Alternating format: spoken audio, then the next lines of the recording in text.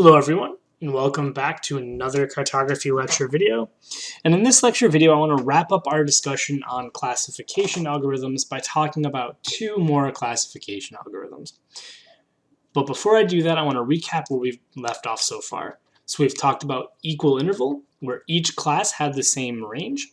We talked about quantile, where each class had the same number of observations. We talked about standard deviation, where we started at the mean of the data set and we worked our way out from the mean based on some portion of the standard deviation.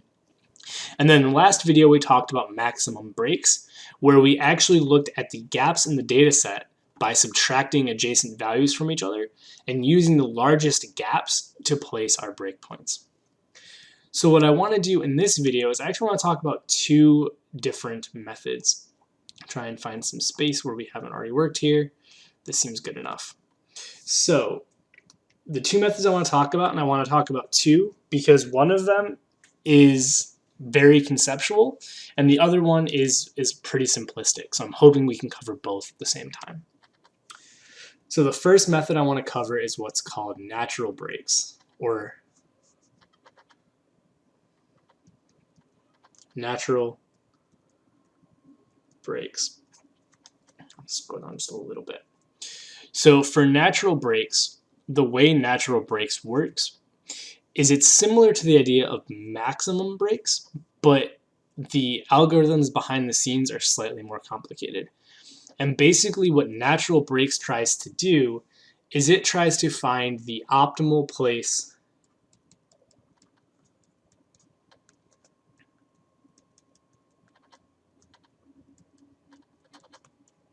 to put breakpoints based on the number of classes.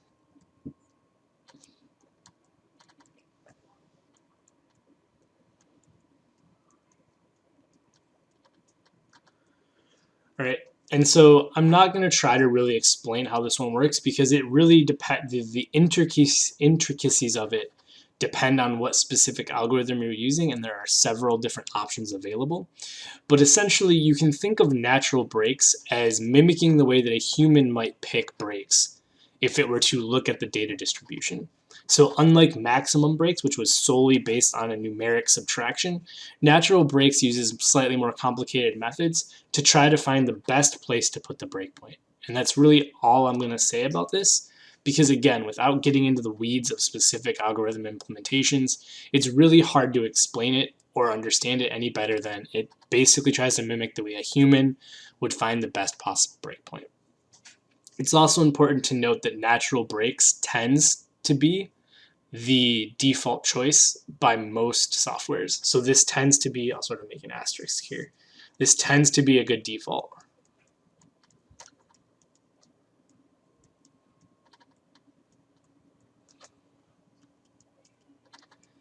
And again, the specific implementation algorithms of natural breaks are beyond the scope of this course, and any further discussion would really require understanding the specific algorithms.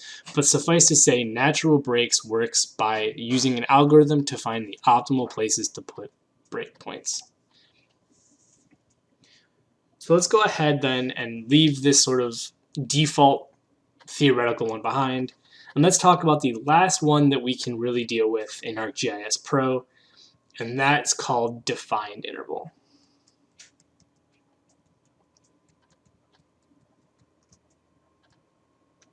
Right, defined interval. So we talked about equal interval in the very beginning, and we said that equal interval made each class have the same range, but it was based on the number of classes. So you took the total range of the data set, and you divided it by the number of classes that you wanted, and you got the range for each class. Well, defined interval is the first one that we've talked about, where you actually don't define the number of classes. Instead, you define the range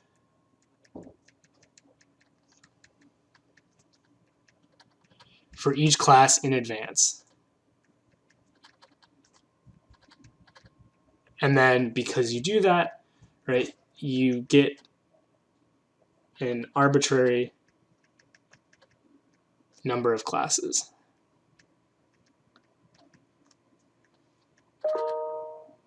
So basically, you could say, well, I want my classes to be, say, a value of 3. The range for each class would be 3. So you'd start at the lowest value, you would add 3, that would be your first class.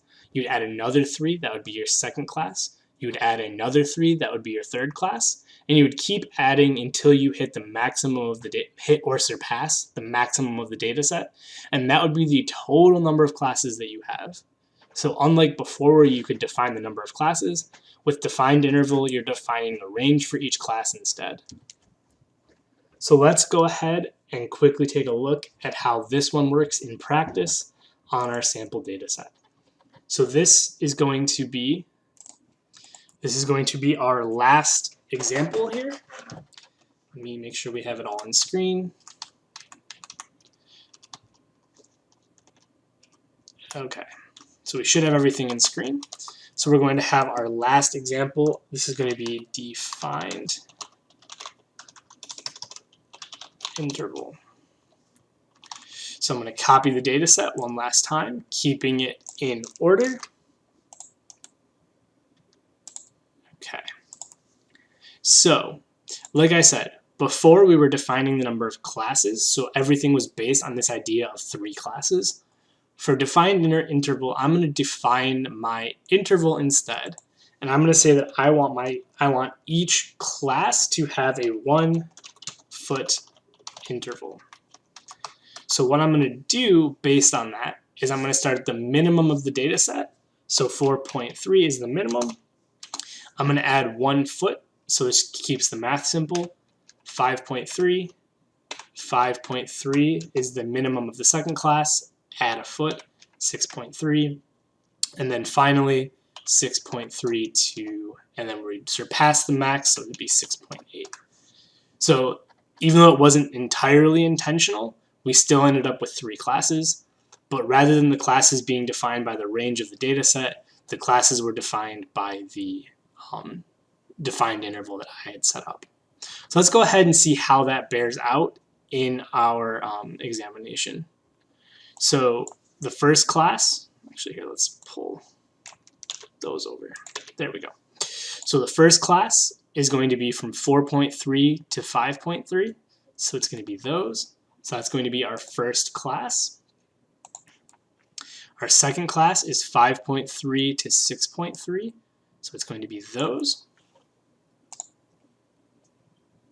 And then our third class is going to be 6.3 to 6.8. which is going to be those.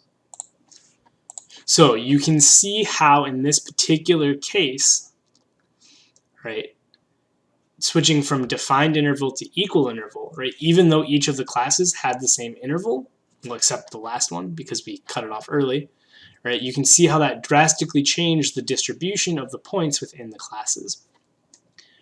So hopefully defined interval made sense. Hopefully natural breaks made sense. And as always, if you have any questions, please reach out. Thank you.